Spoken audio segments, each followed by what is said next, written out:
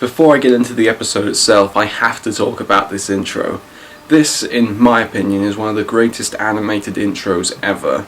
The music gives you an emotional rush and it really accentuates the danger that the characters are in, and perfectly underlines the overall story.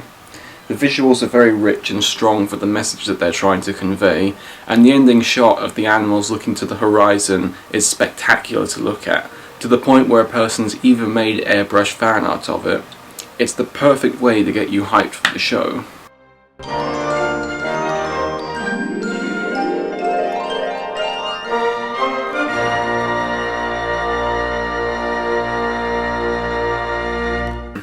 We start off with a beautiful paint drop background of Farthing wood, the only time we'll ever actually see it in the show.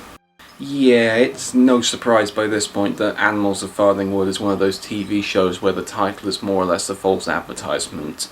While all of the animals that are from this place do try to venture out, they don't stay here for long. But let's not get ahead of ourselves. And then, all of a sudden,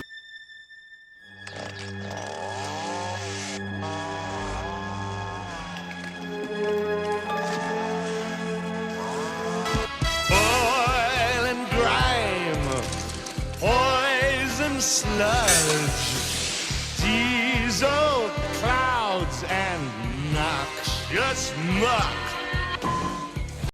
After that missing scene from Ferngully, we meet up with our first major character, Toad, played by the great Fagin himself, Ron Moody.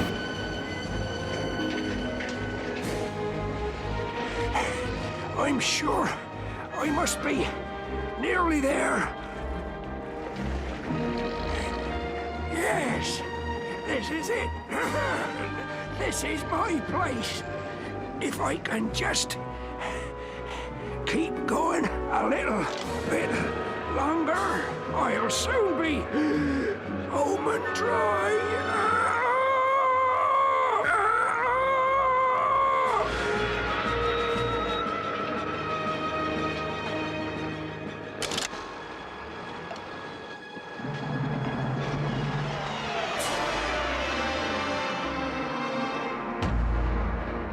Here lies Toad. He never got to go a-courtin'. After that we meet Badger, one of the most important characters in the show, and will arguably have the biggest influence on the story besides for our lead. He's also played by Ron Moody. And then we meet... Doesn't get any better. Weasel, played by Sally Grace. This is a character that both viewers and fans have become incredibly divisive on their view of her, and it's not hard to see why. She does add some much needed levity to some scenes, but it comes off as rather inappropriate and just plain annoying at times. What do I think of her character? Well, we'll find out at the end of the series. But what I will say though is that her character is drastically different from what she, or rather he, was in the books. For one thing, like I said, he was a male character, and he was considered a respected senior member of the Animals of Farthing Wood group. But I guess since Badger already filled that role, they decided to switch it around a little bit. And also, there aren't that many female characters in the book, so they decided to switch that around a little bit too. Which I can give them credit for on that side of it. After that, we meet up with another Marmite character, Owl, the pretentious know-it-all of the series, who will actually go on to have the most character growth later on in the third series, who is also played by Sally Grace. That's another thing about the show. Because it was made on a relatively tight budget from a very simple studio, they weren't that capable of hiring other actors, so they decided to just hire a few actors and reuse them to do voices for multiple characters. Most notably Moody, who voices a majority of the main characters and the supporting characters and almost every single one of the one-off characters. It's not too noticeable, though sometimes some of the voice actors do stand out. Like say if you go from one scene where you hear one character do one voice and then you cut to another where he's playing a different character but he sounds exactly the same. Though with this kind of budget I can understand the constraints that they had. Anyway, the three stand around with Stacey Jefferson's Kestrel and lament their situation. Look at this place. Just look at it, Weasel. Doesn't get any better. I don't know what you're laughing at. How many more homes have we lost today, Owl? half a dozen semi-detached burrows, 3 fully furnished squirrel holes, and at least 15 immaculately kept nests. Oh, 16. Chopping away at us every day. Still they're not satisfied. Oh, don't look now. They'll be on us any minute, any second. Our days are numbered. Won't be long now, won't be long now that they've filled in the pond. Not Farthing Wood Pond. Correct. Our last remaining watering hole. Seems what they need is a water purifier. I don't know why I own this. But soon the ball gets rolling and we're introduced to our main character, Fox, played by Rupert Farley. Many from America, if there are any over there that are actually watching this, might be aware that in America, Fox was actually voiced by the Karate Kid himself, Ralph Macchio. I would show you some clips of him doing the voice of Fox, but unfortunately I can't find any, and I've never seen any clips of him doing it. But what I will say is that judging by what his voice acting was like in The Secret of NIMH 2, I can only imagine his adolescent voice coming out of Fox's mouth. Bear in mind that this was made in 1992. This would only have been, about 3 years after Karate Kid 2 came out. So his voice would have still not quite been that mature yet. I only give this an example because this is what Fox actually sounds like. Doesn't look too good, does it, old son? And if those big rains don't come soon, then our outlook's Dicey? And this is what Ralph Macchio sounds like. They'll tell our story, they'll know what we've done. I mean, I love Ralph Macchio, but I just don't see this working. So Fox comes up with his solution.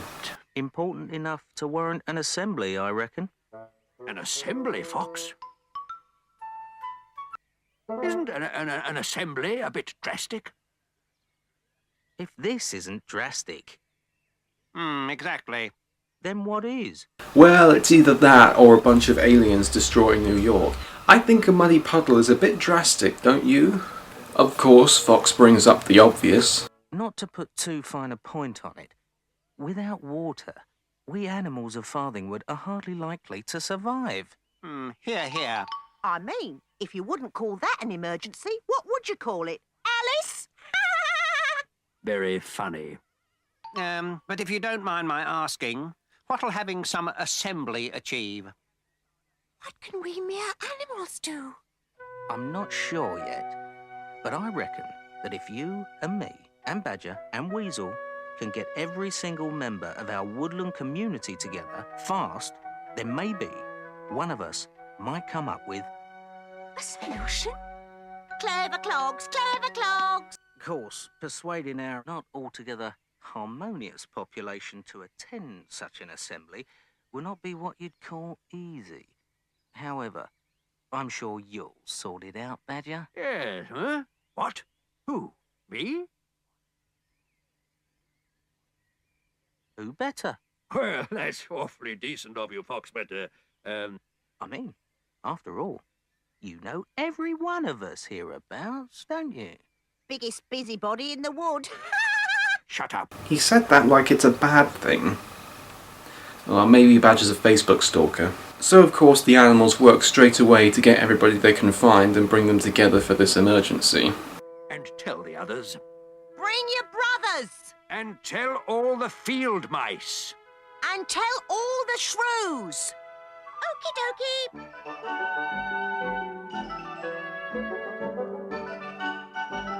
Sunset, sunset, sunset, sunset, sunset.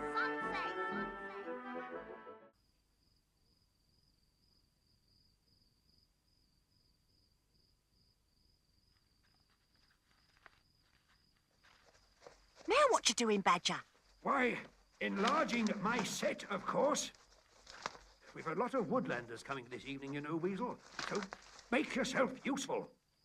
How, Badger? Why, by collecting a few glowworms, of course.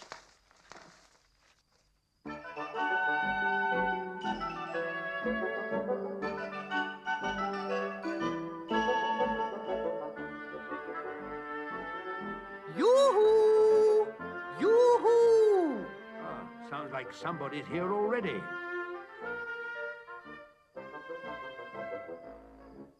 Oh, somehow I thought it might be you, Owl. You're surely not expecting us to go down there, are you? Yes. Out of the question. You won't get me down there. Told you so. He who dwells in the soil himself becomes soiled. He who dwells in the light shall find enlightenment. Owl, I know I can rely on you to set an example. And I assure you that my home is quite spotless. Yeah, Badger went on Come Dine With Me, and after Weasel, Fox and Mole probed his home, these are the comments. I never seen so many luminous dots underground before. Where does he get them? Seems Badger's got something to hide. Why else would a person have so many locks in the house? He seems very protective of his computer. His internet history was strategically deleted before we arrived, though I was concerned how the last Facebook update said, always watching. Regardless, all the animals meet in Badger's Earth, including one last one. Not last, am I, Badger? Well, somebody has to be, Edda. Just follow the glowworms and don't eat. Shucks. I was looking forward to a few glowworms. Ah yes, the conniving adder, one of the most interesting and most bastardly characters given her actions. But she's always fun, even if her hiss can get rather annoying at times. Finally, we meet Mole, the rather reluctant, shy and lazy member of the group, played by Jeremy Barrett. Whether you like this character or not depends on whether how much you're willing to put up with his constant whining, his voice and his crying. On that note, I do find him a bit annoying, though some of his moments of innocence and laziness do relieve that at times.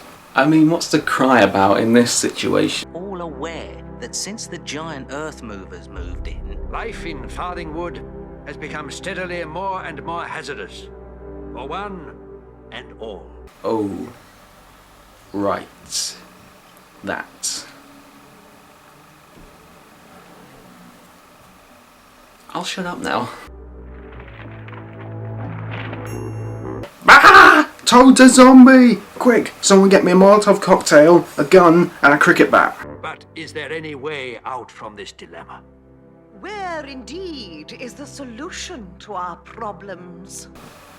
Travago?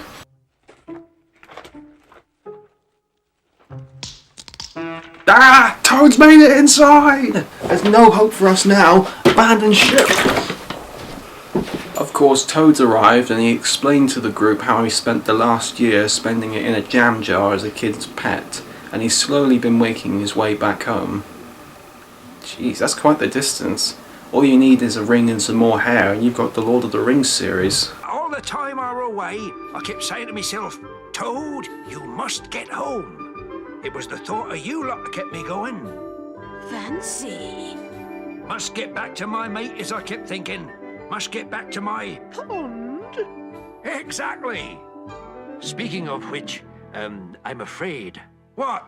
There's some rather bad news, Toad. It's your pond, Toad. You see? It's been filled in. What? You see, Toad, you have to understand there have been a great many changes. While you've been away... But my pond! gone completely, I'm afraid. And the newt's puddle! And the stream! Just a muddy trickle now, which is why we've called this assembly, Toad. Oh! Wow, I never thought I'd see the day when I'd see a toad cry. In fact, it must be obvious to everyone here that If we don't find a new watering hole within the next few days... then we're going to be in the very worst kind of distress. if you know what I mean. Oh, just say you're gonna die. It's not like it's a given anyway. Look, in the beginning, Owl is handling a dead mouse. Morbid mortality is a fact in this world. Just accept it, Fox. Couldn't we try digging for water? In earth as dry as a biscuit? Don't be silly, Mole.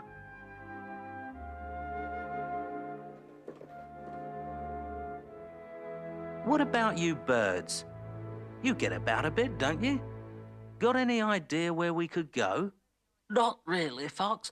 You see, being game birds, the wife and I don't venture out of the wood very much. Always the danger of being shot at, you see. Okay, I wasn't that serious. Tone it down a notch, guys. We're heading into Bambi territory here. Of course, we wouldn't have a show without an Avalon or a Mordor of some sort to head to, which is where Toad comes in. It's a great little place. A wonderful place. Poor old Toad. Obviously rambling, poor fella. Purpose-built for animals like us. Was it really, Toad? They calls it White Deer Park, Moley. White deer. 'Tis a nature preserve. Is it really? It's a place where all wild creatures are protected by humans. Of course, such a powerful scene can't be allowed to play without Weasel chipping in. Well, I know it well, and nowhere's better, I reckon. Well, Fox, what do you think? Have we any alternative? Nope, and you'll probably die getting there. See you later.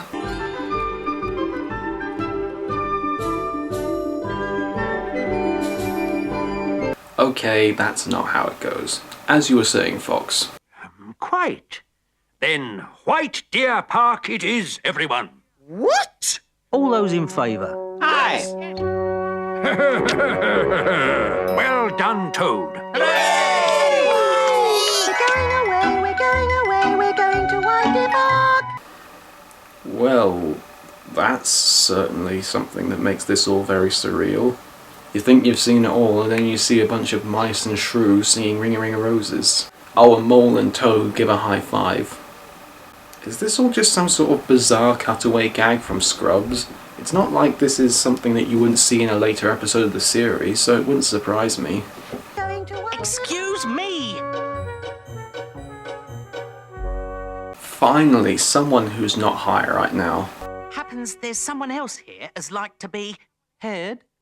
Typical Hare. Trust him to spoil things. Yeah, Hare's a real lead weight, alright. Why else would he kill everyone's buzz? Well, Hare, what is it? We're all ears, Hare. Do I hear right, or do I not hear right? Are you actually suggesting, Badger, that we travel to this here White Deer Park together? Of course, Hare. Naturally. You mean vegetarians like us, alongside our natural enemies? The carnivores? He has a point. How are you going to explain that one, Badger? By the reintroduction of the ancient woodland bough.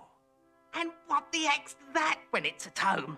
Yeah, my late father remembered it when those men first started cutting down our trees to build their little brick and glass boxes. It was called the Oath of Mutual Protection. Oath of Mutual Protection? Oath of Mutual Protection. Sounds like something they make people swear to in a GIMP dungeon. You can hurt me, but you can't mutilate me.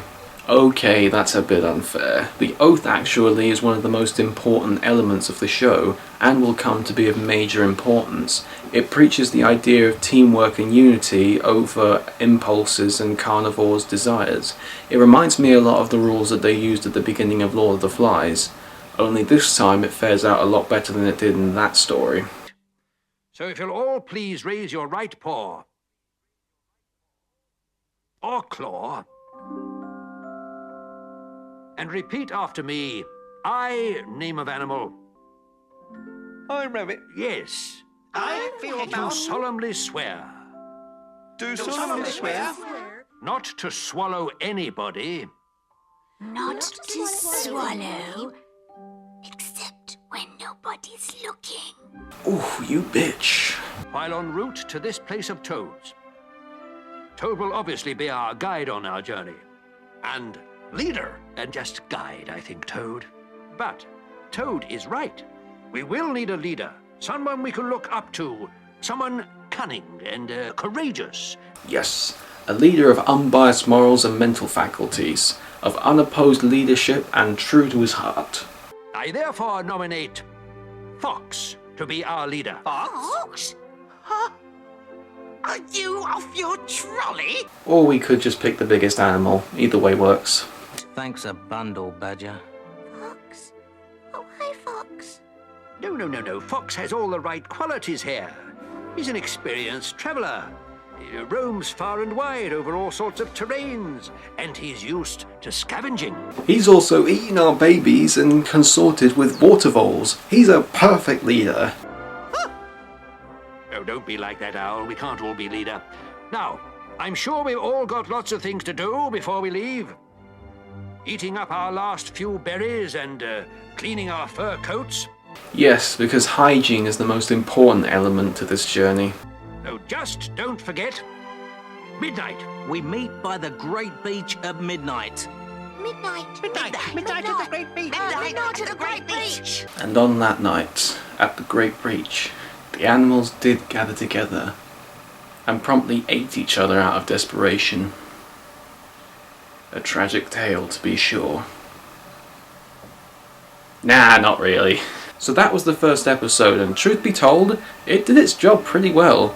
It lets the audience know of the goal and the threat, and lets the audience know of the journey very efficiently.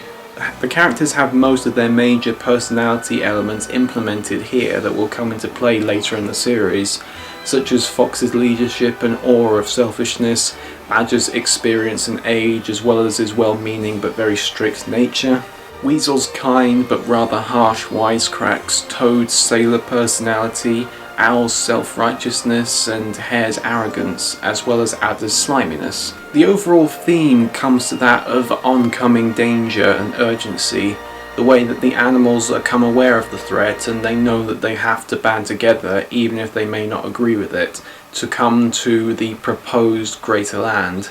It gives it this dark and sort of dramatic tone, which you don't often see in most kid shows, though of course they don't go too far with it and keep the overall mood cheery and colourful. Speaking of which, the animation for an independent company is pretty weak. Granted, they were working on a limited budget and the animation does improve over time, but this watership down style of animation that they went for doesn't really work for it, especially when the colours are so faded and the motions are very limited.